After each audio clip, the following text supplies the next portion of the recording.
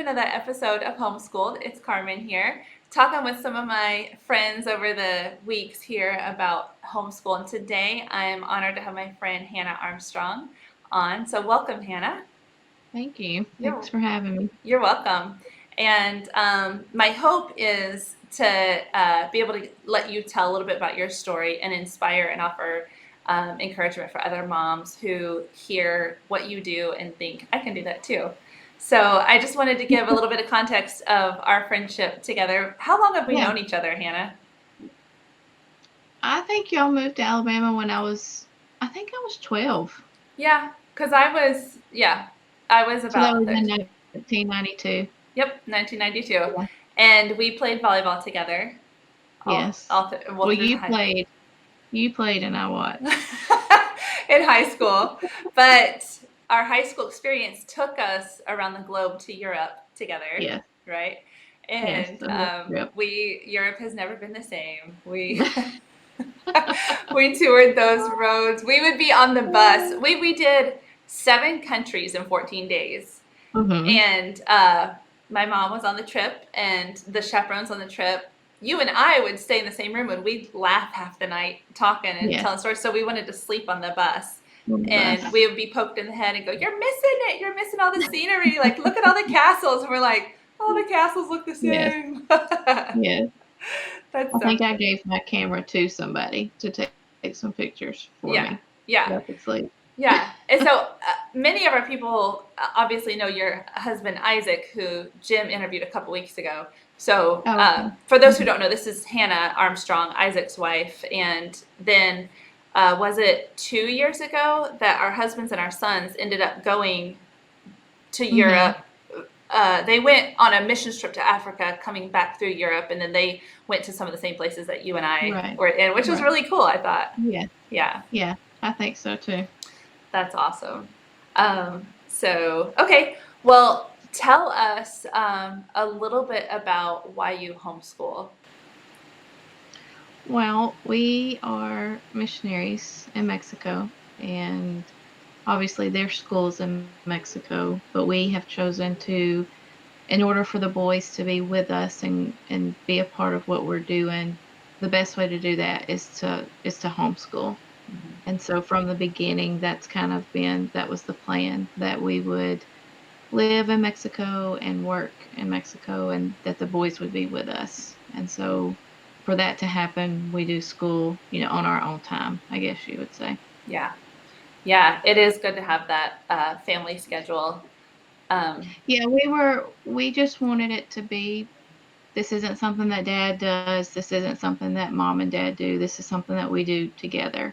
yeah. And not that they have to do it forever, Mm-hmm. or, that this is their life planned out, but just while you're here with us as our child, this is what we're going to do as a family. Right. That's really good. That's a good take to have, a good outlook.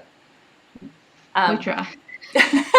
I'm gonna pause because this can be edited out, but you keep Uh-huh. disappearing off of the screen.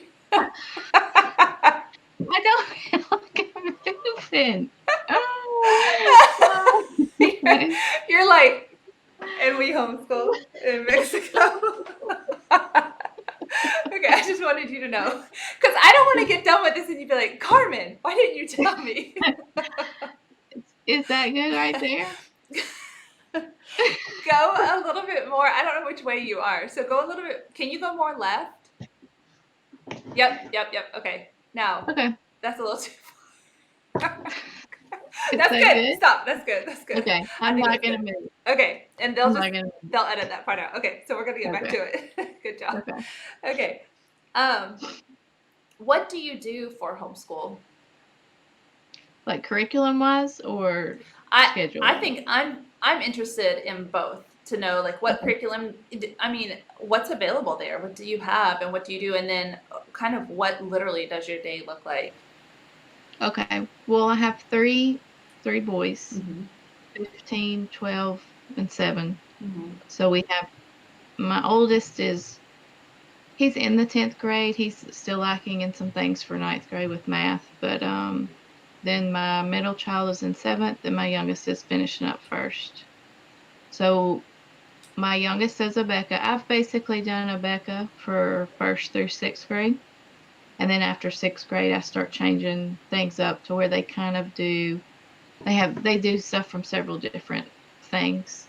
I keep history. So far, I've kept history and grammar from a Becca. And then I've gotten my oldest two do math with Saxon, and they do science with Apologia. Yeah. And then we do a little bit of literature from Memoria Press. And I think that covers it. So for or not for Saxon, but for Abeka, Mm-hmm. do they offer all the subjects, or do you just do like? They offer all the subjects. You can do, I can't remember the word they use, but you can do parent taught, I think is what they say, where you just get the books and you're on your own with it. Okay. And then they have videos for every grade and every subject. That's if awesome. you would like your kids to do the videos. Yeah. We tried the videos one year and it just wasn't what I wanted. So basically with Abeka, we do the parent talk. So I get the books and then I decide, how much we're going to do of what page, if we're going to do all of it or some of it, or that's all my decision to make. Yeah. I think So we do that. That's amazing because you and Isaac both graduated from University of Alabama, right? Yes. And then you graduated with an education degree, is that right? Mm-hmm. Mm-hmm. So yeah, I have a degree in education and Isaac with accounting. So you're like, look, Abeka, I'll do this. Like, I'll do the parent led. Basically. And you've got the skills for it. Yes. That's good. Yes. They add a lot of stuff that I would say just you don't have to do. Yeah. You don't need to feel pressured to do it. Yeah. I think that would be one of the biggest things. And as a mom, you know what's best for your kids. So you're like, this is the best thing for this child. But what about, do you look at your 3 boys and do they each learn in different ways? Or are they all pretty similar? I wouldn't say they're all exactly the same, but I wouldn't say they're all completely different either.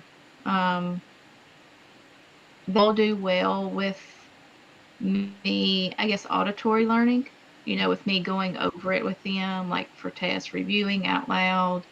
And, with math, I don't just hand them their book. I teach them the lesson and then they do their work. That's good. So I would say it might be more because that's the way I've taught them, that's the way they learn best. Mm-hmm. But yeah, I would say they're kind of more similar than they are different. That's good. That's good. So where do you homeschool? And I guess maybe that also carries the question of, I know maybe even the rhythm of your life is different than what it would look like for a mom in America or any other country. But right. Do you guys like have seasons of school, or do you feel like it's pretty consistent? Like where do you homeschool and when? I basically just I tell people mostly that we do school year round.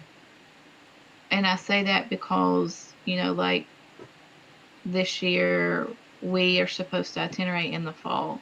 So itinerate means we're going to be doing a lot of traveling. We're going to be with grandparents and cousins. So that's when they want time off. So in order for that to happen, we'll be doing school May, June, and July for sure. Yeah. And sometimes even, sometimes I lighten the load. Like if we're going to be doing traveling, I'll say, okay, we're just going to take math and science. Or if you could just read your history, that would be really good. That would move us along at least in that. Yeah. So we basically do year-round school. When they finish a grade, maybe a week or 2 off. Yeah. And then we just pick back up and keep going. Yeah. Just so we can take those breaks when we need to. Yeah. Do you like that, or do you feel pressured like, oh, I should always be doing something, or how do you deal with that? I'm very much a list and schedule person. I like to plan things out. Isaac says I make lesson plans for my lesson plans. So that part can get really overwhelming for me. Yeah. And sometimes I just have to step back and remind myself, this isn't the most important thing. It is important, but it's not the most important thing. Mm-hmm. And they're all making it. Nobody's behind. Nobody's, doesn't know their math facts. So I have to take deep breaths some days because that part is hard for me to Yeah. not have, we don't do school every day from 8 to 2. Yeah. That's never happened. Yeah. We don't even do school Monday through Friday. Okay. We might do it Sunday afternoon at 4. Right. So So I've what? had to adjust Yeah. to that. Do you remember when we were sitting, I think it was in France, outside eating, and we had this is really specific, but it really impressed in my memory. We were in France after, it would have been your senior year, and I had just graduated, and we were on our trip in Europe, and we were outside of this restaurant, and the waiter, looked like he was strung out on drugs, and his hair was just like crazy. And I turned to you and said, Hannah, you see how he looks? Do you remember this?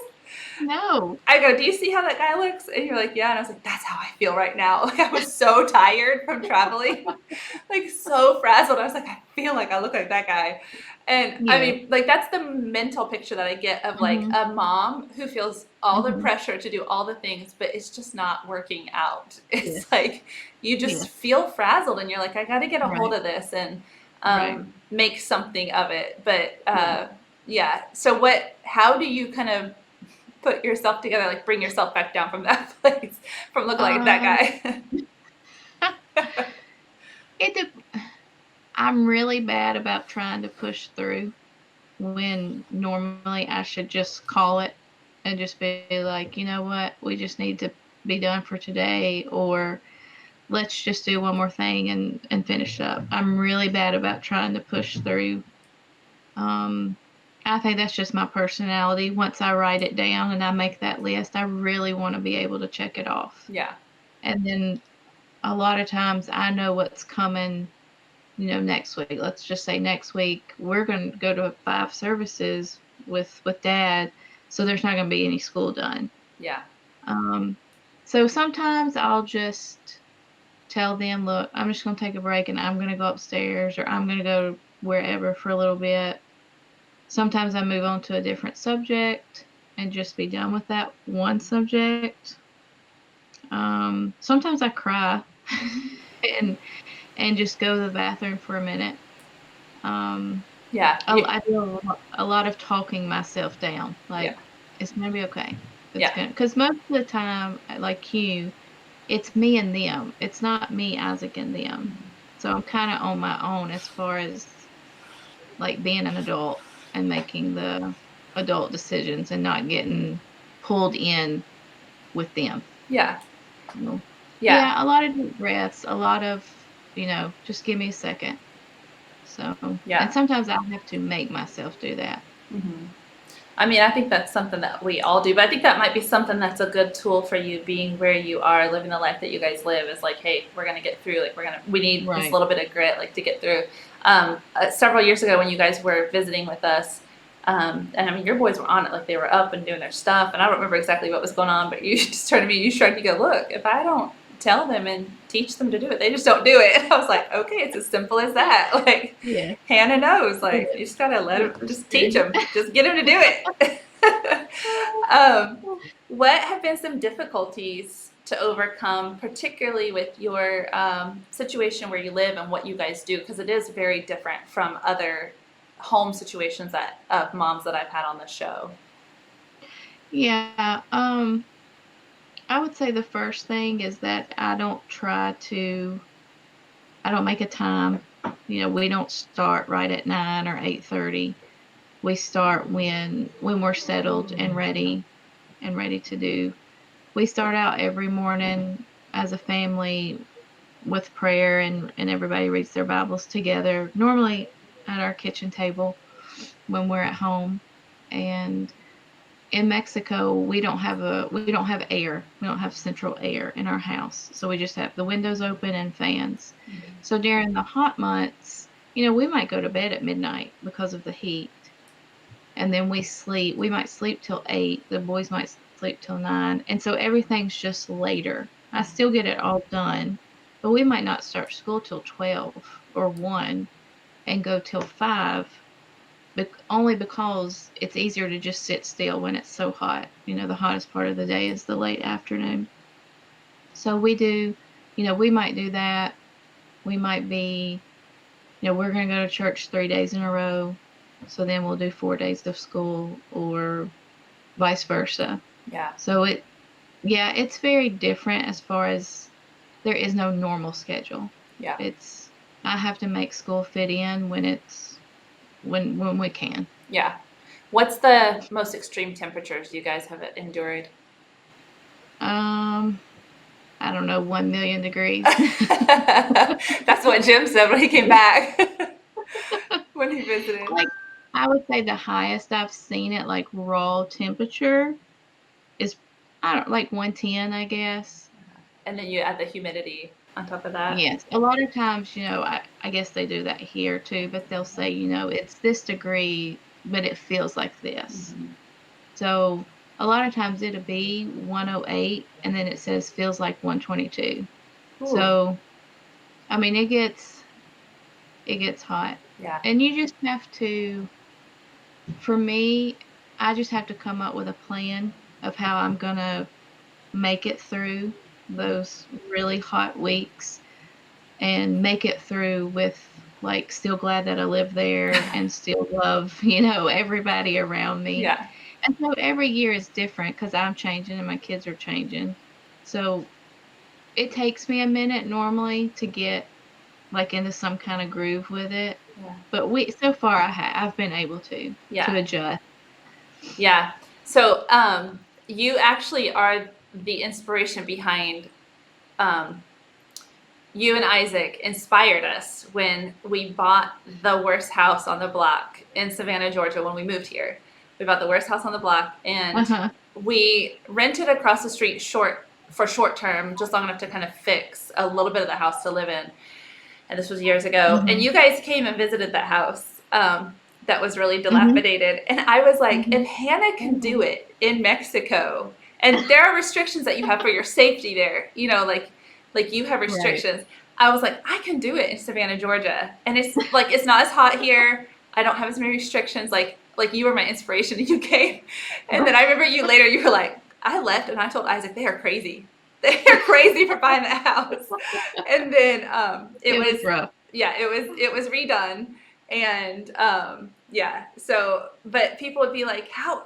Because I didn't have like a laundry room or even a kitchen at the time, and I was washing dishes in the bathtub, and people were like, how can you live like that? And I was like, listen, I have a friend in Mexico. Her name is Hannah, and she has it way worse. I can do this. Goodness. So I would tell people about my friend Hannah in Mexico that could do it. I could do it.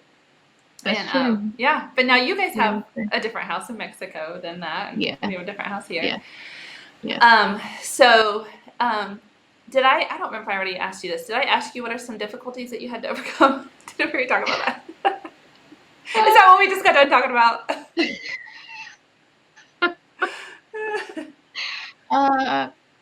Probably, like I said, the biggest difficulties for me, just because having a degree in education, you get this degree of how to teach in a classroom. And it took me a long time to realize I'm not in a classroom. Yeah. This isn't going to work the way I'm trying to do this. That, and then not getting overwhelmed.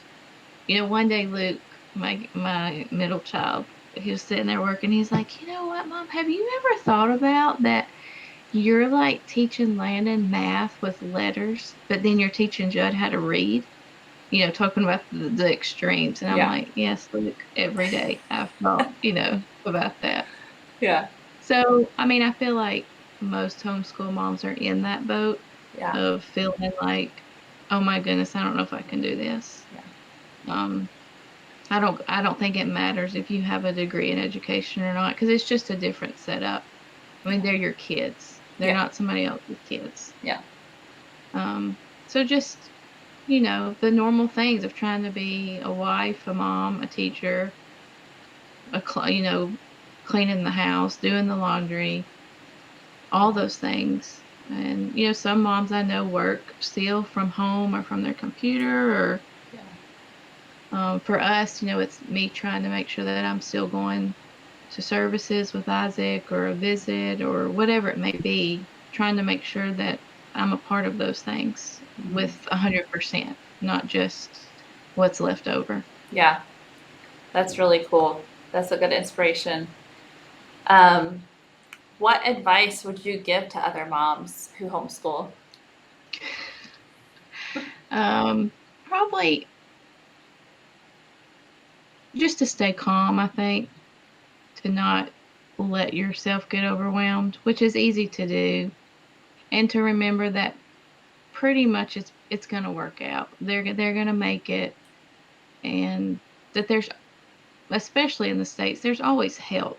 There's always ways to if it's a website or another homeschool mom or what do you call the other programs that you can do out of the house? Well, there's co-op that you go to in Yes, the groups. Yeah. co-op. There's resources. And then I would say you just need to know yourself and know when you have let it get the best of you. Be willing to say, I can't do this right now. Or be willing to look at your kids and say, you know what, I'm really sorry that I was ugly about whatever, or that I wasn't patient enough. Yeah. I mean, I've had to tell my kids that a lot. I had a bad day today and I'm sorry. Yeah. And I'm going to try to do better tomorrow. It's good But I because would say being true to yourself. yeah, it takes a level of humility to realize like you're growing alongside your kids, Yeah. and you model for them when you mess up how you handle that. And so I learned to explain my kids, which Isaac's 18 now, so Right. so like long ago when he was still little, I just had this. I could feel myself like a balloon getting more and more tense, like with the air building up, and then I was like, okay, if just like a balloon, if I don't do something about this, I'm just gonna pop. And so as a kid, he could understand that. So I was like, look, when you blow a balloon up, and it's like with each breath, there's more pressure, and then what eventually happens, it pops. And so I would go, hey, mommy's feeling like a balloon right now. Like I feel like I need to kind of come down a little bit, like take a couple breaths and like deflate a little bit, or it's not going to be pretty, And so I kind of, after messing up a few times and needing to apologize, I kind of can now like give that warning of like, hey, this is not okay. Like you said, like you go upstairs, or you say, give me a minute, Right. I think that it's really important for moms to utilize that. Yeah. And kids really respect honesty. When you're honest enough to apologize and admit, they really respect it, and it makes them want to help you. Like, okay, well, what can I do to calm you down? Or whatever it may be. Yeah, you're right. And with my boys, I'm like, look, you're gonna have to learn how to help your wife one day, like Exactly. like, you're gonna have to know like what to do, what to say. Yes. So, and then with Caitlin, I kind of have the conversation of, hey, you need to be able to communicate with your family, like with your husband or your kids, like, and so you model for that. So like, I mean, and I think on every interview that I've done with every mom, it's like we conclude homeschool is not really about the textbooks. I mean, that is a part of it, but it's about learning life and like how to do life. Right. Yes, so. I completely agree. I completely agree. Yeah, well, that's really, really good advice. I'm so glad to hear. I feel like that I could just ask you questions all day about what do you do and tell me all the things. And when you actually come into the States next time you guys are here, I'm sure we'll hear more stories about everything that you guys do. But in fact, last night I was talking to Isaac about when he and Jim went to Africa, which led into when they went to Mexico and saw you guys. And he was telling me some of the stories I had forgotten about, and they were so funny about he and then your son, and they were together. And I was like, Isaac, you guys have got to get together and tell stories on the video to save that memory before you forget it. Because I was like, it was stuff that could go on the movie Nacho Libre. And I was like, you guys can make like a part 2 just of your experience in Mexico. Oh, goodness. Yes, So I that's know, cool. yeah. They well, we really appreciate what you guys do and all Thank of you. the perseverance that you guys have for what you do, and we look forward to seeing you next time that you're Yeah, here in yeah, Savannah. So me too. how can we pray for you guys and support you guys right now? Um, well, right now we're at our office in Texas waiting for the border to open back up. Mhm. So I guess just for we weren't supposed to be here right now, which is fine. I mean, we're making it. We're pulling, making it through. But Mhm. just for wisdom for what to do when the borders do open and how we need to get back in and just our team in general, just Yeah. making decisions for the next few months because everything has changed now, what the schedule was. Yeah. Do you mind sharing so that people kind of have context when you say you weren't supposed to be here right now? Because we hear like national news and stuff, but Mhm, like to hear kind of boots on the ground where you're mhm. at, like, do you mind sharing what that No, yeah. means? Um, we came out at the middle of February so that Isaac could go to India with Brother David and some of the other guys, and they were gonna be gone, I think 20 days or something. And then when they came back, then we were just gonna go back home. Um, so they ended up cutting their trip short just by one day, but they basically got the last flight out of India, and Wow. they got here on a Friday night. And I think that night at midnight was when they had said, no more non-essential traveling. Yeah.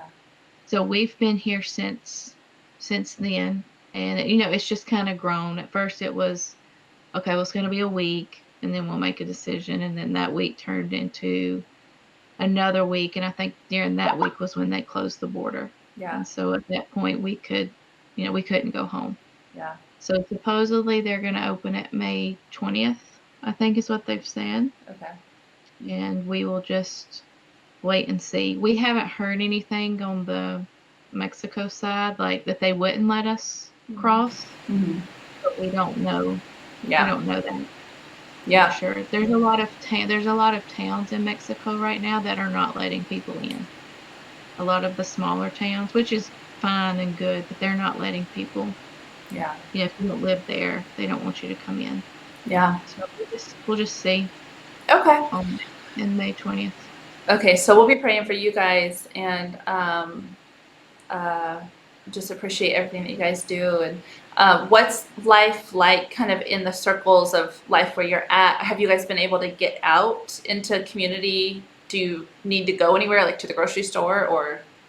Yeah, they don't mind you going to the grocery store, but they don't necessarily want you. I mean, well, everything's closed now anyway. At first, everything was still opened, but now it's all supposedly it's going to open back up on Friday, Mhm. but everything had closed. I was trying to go to the store like once a week, Mhm. just make one big, grocery store run, and then just stay here for the most part if we could. If I had to go somewhere, I did, but just trying to keep the boys out. I mean, not from going out and so yeah, Yeah. just I think it's pretty much the same there as it is here. Yeah. I mean, I think that I believe, if I'm not mistaken, our shelter in place will expire April 30th. Mhm. Um, That's and the same here. okay, unless further notice or whatever. But Yeah. so we'll use a little bit of grit to get through, and then we'll get back to life hopefully soon. Mhm. So just like you Yeah. guys.